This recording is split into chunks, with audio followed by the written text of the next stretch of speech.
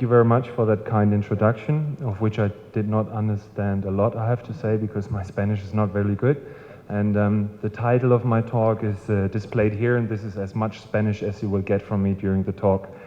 I won't start my presentation without thanking Dr. Zerweg and Dr. Rodriguez for this kind invitation, for getting me over here, and for Mrs. Calleja for taking so good care of me and being such a great host.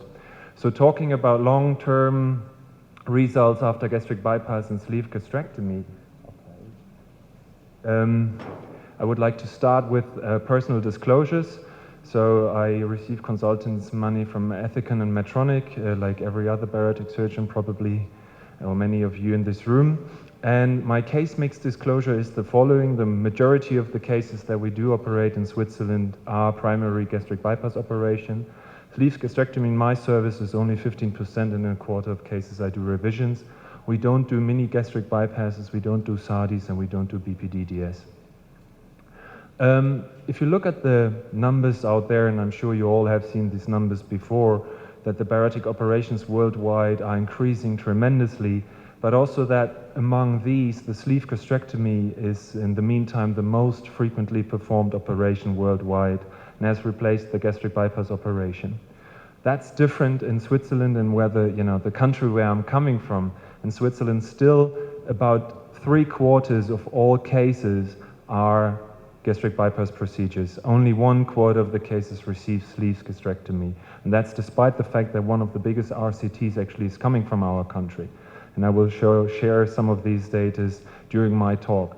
Because we were lucky enough that Ralf Peterli, who is here and who's the first author of that paper, initiated that trial many years ago, and I'm actually jumping on a bandwagon here because he initiated that trial before I actually came to Switzerland.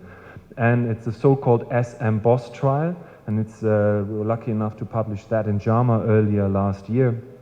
And the purpose of that trial was to compare the efficacy of the sleeve gastrectomy and the safety of the sleeve gastrectomy compared to the bypass operation over a period of 5 years. So this is the study design. It's a randomized, non-blinded, multi-center trial with 4 university hospitals participating in Switzerland. Basel, this is where Professor Peterli comes from. Bern, the capital of Switzerland. St. Gallen and Zurich, this is where I practice. We included more than 200 patients, and the follow-up rate was nearly 95% over a period of 5 years, which is pretty exceptional. And mostly due to the fact that for political and law reasons, we're forced to keep a follow-up rate over 5% of at least 80% of our patients. So, our centers are visited and controlled for that. That's important. Inclusion criteria were based on the regular recommendations and guidelines that are available between 18 and 65 years of age, BMI greater than 40 or greater than 35 in combination with a obesity-associated comorbidity. That has changed in the meantime. In Switzerland, the health insurances cover the costs for every bariatric operation in patients that have a BMI greater than 35, that have a failed conservative treatment over a period of 2 years, and if that center is accredited as a reference center. So it's not that patients have to pay privately for it, it's covered by the national health insurances in most cases. We compared 2 groups, bypasses where the sleeve gastrectomy and the primary endpoint was weight loss expressed as percentage excess BMI loss after 5 years. As secondary endpoints, we looked at the cause of comorbidities and adverse events, and the funding was from the Swiss National Foundation and from company Ethicon. This is the flow, and you will see that between 4 years, 2007 to 2011, nearly 4,000 patients were actually evaluated for participation in this trial, and we ended up being able to recruit just hardly above 200 of these patients, showing that the Swiss population is rather conservative if it comes to scientific questions. So it's actually hard work, and you have to be very convincing or not convincing, just by being convincing and in convincing the patients that you actually don't know what is better. So these patients were randomized between sleeve gastrectomy and Roux-en-Y, and after a few exclusion and dropouts, we were able to include 101 sleeve patients and 104 bypass patients at the end of this 5-year period. It's important to realize that all the patients have to undergo a standardized preoperative workup in Switzerland, including gastroscopy. It's literally impossible to operate someone without preoperative endoscopy. We included esophageal manometries, upper GI series, and a preoperative ultrasound, among many others, like this usual cardiac evaluation, pulmonary evaluation, psychiatric evaluation. The operation techniques are pretty straightforward and are not much different to the way you perform the surgeries. Importantly to know for the bypass operation is that both the circular and the linear technique were allowed to be done for the gastrojejunectomy. And as you may know, that the circular technique is associated with a higher wound infection rate due to the site where the circular stapler is inserted into the abdominal cavity. This may explain some of the differences I will show later on, but this is important to know. And it's also important to know that the mesenterial effects were not closed as standard procedure. That was way before the Swedish trial came out, published in The Lancet, convincingly showing that the closure of the mesenteric defects can prevent internal hernia. At that time, when the study design was established, that was not the case. And if some mesenterial defects was closed, usually it's at the level of the jejunectomy and not so much the Peterson space. So if you look at the baseline characteristics of our patients, you see that there not much differences between the two groups. It's important to note that the average BMI in both groups were around 44. I don't know the average BMI of patients undergoing bariatric surgery in Mexico or in other countries, but for example, with my home country in Germany, it would be above 50. So we are rather low there in Switzerland. It's probably also due to the fact that the costs of the surgery are covered by the health insurances. And then a second important point I would like to highlight is the fact that the number of patients actually suffering from comorbidities were lower. So it's only 1/4 of the patients in each group actually suffered from type 2 diabetes. So whenever I make a conclusion on the resolution of type 2 diabetes or dyslipidemia, you need to consider that this trial actually was not powered to allow strong recommendations or conclusions in this regard. So if you look at the early morbidity, which is the morbidity within the first 30 postoperative days, and you saw at the lowest line, you see that the total number or total percentage of complications in the sleeve group was lower than in the bypass group. In the sleeve group, it was 8%, in the bypass group was 17%. However, if you look at the Clavien-Dindo complication grade scoring, you see that the biggest differences are in the not so severe complications, grade 1 and grade 2. And that's probably due to differences in the rate of wound infections, because at that time with the circular technique we had problems with the wound infection rate, and that might be one of the reasons. However, the difference did not attain statistical significance. There was a clear trend, but it was not statistically significant. And there's another thing that you need to consider if you talk about differences in leak rate, for example, between sleeve gastrectomy and gastric bypass, because that's a common comment you usually get if you talk to a sleeve believer or a bypass critic, saying, yeah, I do the sleeve because it's so much safer, and you have less complications. That is only 0.5% of the truth, in my opinion, because it's only the quantity part that people share with you, right? It's not so much about the quality of complications. You might be right that you have a little bit less leaks after sleeve gastrectomy compared to the gastric bypass, but if you have one, it's so hard to treat. And it's basically because you have the pylorus still in place with the sleeve gastrectomy, which results in a high pressure system, while the gastric bypass is rather a low pressure system. So if you have to take care of a leak after a sleeve, it's like trying to solve that problem. And that's technically much more demanding and take much longer. In my opinion, or in my experience, the solution of a gastric leak at the gastrojejunectomy, it takes about 2 to 3 weeks, depending on which approach you're taking. You can use like endo-vacuum systems, you can revise, you can lavage, whatever, but after 2 to 3 weeks, usually the problem is solved. With the sleeve gastrectomy, I've seen patients undergoing repetitive endoscopic evaluations over a period of 3 to 4 months, which is, if you look at the Clavio-Dindo classification, the same level of complications. But if you consider the burden for each patient, I'm convinced that the burden of that complication resolution after sleeve gastrectomy is much higher than compared to the gastric bypass operation. Looking at the 5-year results in terms of weight loss, that's demonstrated here. The red dots representing the sleeve gastrectomy patients and the blue dots representing the bypass patients. You see that there's not much of a difference. And no matter what statistical trick we try to use, we were unable to find an advantage for one or the other procedure, which is basically in accordance to what has been published by others. There are only a few publications that show a better weight loss after gastric bypass surgery, and that might be statistically significant. It certainly is not clinically relevant if you talk about a difference of 3 to 4 kilograms between the two groups. Another way to look at the weight loss, and this is a very important slide in my opinion, is this way, and we were forced to do that by the reviewers and editors of JAMA. They specifically wanted us to show that cause of weight loss after the surgery, and it's called a spaghetti plot. And just looking at the slide, you automatically understand why it is called a spaghetti plot, because it looks like as if you would pour out a pot of boiling spaghettis, right?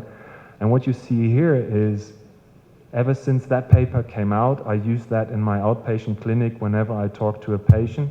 I cannot predict how much weight you will lose after the surgery. And it's, in my opinion, it's completely useless to have that discussion. And it focused on the complete wrong side of the surgery, of the wrong aspects. We don't know enough about this disease, and we are not able to tailor our operations to the individual needs of the patients. And that's demonstrated pretty convincing here, that you have a wide variety. If you want to see a difference, and that's looked at it through certainly gastric bypass bias glasses, that the curve look a little bit more dense after the gastric bypass operation compared to the sleeve gastrectomy, but that's a long shot. So no difference in terms of weight loss. If you look at the differences in terms of comorbidities, first, most interestingly, diabetes, you see that both operations induce a remission of the diabetes in most cases of the patients. However, there was only 1/4 of the patients in both groups that suffered from diabetes, and there were no difference between the two procedures if it comes to resolution of diabetes. And here you see the glucose levels and the HbA1c levels at that time. Also not much of a difference between pre-op and post-op data at 5 years. Looking at dyslipidemia, there was a clear trend that the bypass procedure may be better in resolving dyslipidemia, but again, after adjustment for multiple comparison, which the editors and reviewers of JAMA specifically requested from us to do, a just significance turned into a just not significance. But I think the bypass might be better for the treatment of dyslipidemia. And here the lab values of the LDL. Hypertension, again, no difference. Both operations pretty good and leading to amelioration of hypertension in the majority of patients. Quality of life, also no difference after 5 years as measured with the Jiggly score. Quality of life becomes better. There was only one difference between these operations in the postoperative outcome, and that was related to gastroesophageal reflux disease. I'm sure I have not attended all talks before, but I've seen the talk from Camillo before introducing the link system to treat the reflux disease. So it's a big problem after sleeve gastrectomy. And in our hands, despite the fact that in about 10 to 15% of the patients that actually underwent sleeve gastrectomy, a parallel hiatal hernia repair was done, we still had new onset GERD defined as endoscopic and manometric findings, and the new need for PPI therapy in 1/3 of the patient. We also saw in 10 patients, 10% of the patients after gastric bypass, this sort of reflux, whether that is due to anastomotic stenosis or the fact that none of the bypass patients received a concomitant hiatal hernia repair, can be questions, but the difference was statistically significant, and I think it's important because reflux disease turns out to be a long-term problem after sleeve gastrectomy. And why is that a problem? I think it all started with this publication from a group in Italy published from Genko 2 years ago, who actually looked at 110 of their patients after 5 years of follow-up and after sleeve gastrectomy, and they achieved a reasonably well follow-up rate of nearly 70%. And they looked at these patients and specifically asked them for reflux symptoms, and they also underwent them, and they also made them undergo an endoscopic evaluation, and found that after sleeve gastrectomy, I think the average follow-up, in that case the mean follow-up, was something between 3 and 4 years, that in nearly 20% of the patient a new onset Barrett esophagus was found. And those were patients that actually did not have Barrett esophagus prior to surgery, because they all underwent endoscopic findings. And interestingly, preoperative endoscopy.